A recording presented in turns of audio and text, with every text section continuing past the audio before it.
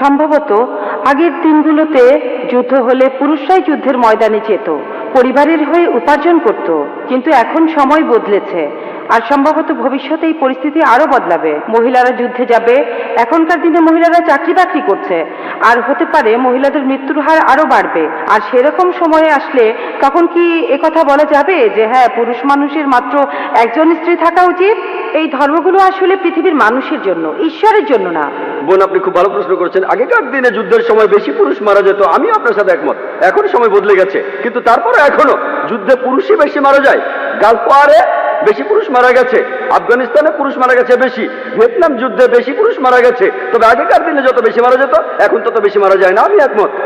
এখনকার দিনে আমি বলেছি ধূমপানে যে মানুষগুলো মারা যায় তাদের বেশিরভাগই হলো পুরুষ। মদ খেয়ে যারা মারা যাচ্ছে তাদের বেশিরভাগই পুরুষ। অ্যাক্সিডেন্টে মারা যাচ্ছে বেশি পুরুষ। আমি আপনার সাথে একমত যে মহিলারাও এখন যুদ্ধে যাচ্ছে। আর আমেরিকাতে কি ঘটনা ঘটলো, কয়েক বছর আগে আর্মিতে মহিলা সেকশন খোলা হলো, মহিলারা আর্মিতে, তখন থেকে মহিলার আর্মিতে যেতে লাগলো। আপনি কি জানেন সেই সময়কার আমেরিকার প্রেসিডেন্ট তিনি ছিলেন বিল ক্লিন্টন। হ্যাঁ, বিল ক্লিন্টন। তিনি পার্লামেন্টে ক্ষমা চেয়েছিলেন। আপনি জানেন 96 জন মহিলা ধর্ষিত হয়েছিল তাদের সুপিরিয়রের কাছে। তিনি পার্লামেন্টের ভেতরে ক্ষমা চেয়েছিলেন। বেশিরভাগ মহিলাদের যারা যুদ্ধ করতে গিয়েছিল তাদের সুপিরিয়ররাই তাদের ধর্ষণ করেছে। যখন আপনি কাঁধে কাঁধ মিলিয়ে যুদ্ধ করবেন তখন কি হবে? এটা হলো পরিসংখ্যান, এটা হলো আমেরিকান পরিসংখ্যান।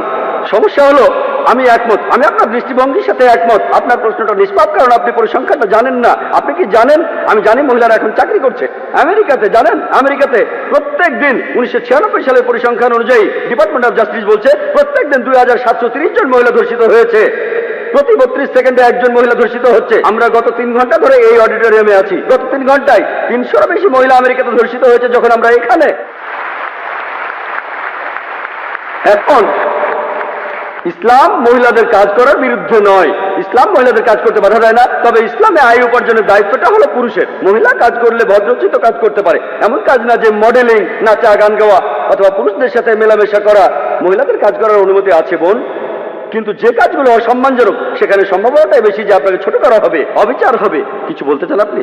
আমি মহিলাদের অসম্মানজনক কাজের কথা বলছি না, আমি ভালো কাজের কথাই বলছি।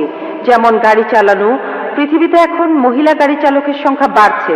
ধরেন আমরা ভবিষ্যতের অবস্থা অনুমান করে নিলাম যে মহিলারা বাইরে বেশি কাজ করছে, তাদের মৃত্যু হার বেড়ে গেছে। সেরকম সময়ে কি এমন ধর্মের প্রবর্তন করতে পারি যেখানে পুরুষের মাত্র একটাই স্ত্রী থাকবে? আমি বর্তমান সময়ের প্রেক্ষাপট নিয়ে বলছি না, সব ধর্মের কথাই বলছি।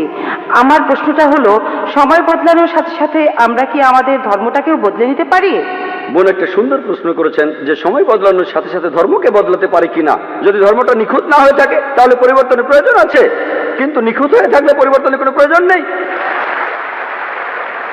তাহলে ধর্মের ভেতরে যদি সমস্যা থাকে, সেজন্যই আমি বলেছি মাত্র একটা ভুল বের করে দেখেন। আপনি বলছেন যদি এমনটা হয়, যদি এমনটা হয় 100 বছর পরে যদি মহিলারা বেশি বেশি কাজ করে তাদের মৃত্যুর হার বেড়ে যায়, যদি পৃথিবীতে মহিলার সংখ্যা কমে যায়, অনেকগুলো যদি বোন, সৃষ্টিকর্তা ভবিষ্যতের কথা ভালো জানেন, আপনি আমি জানি না।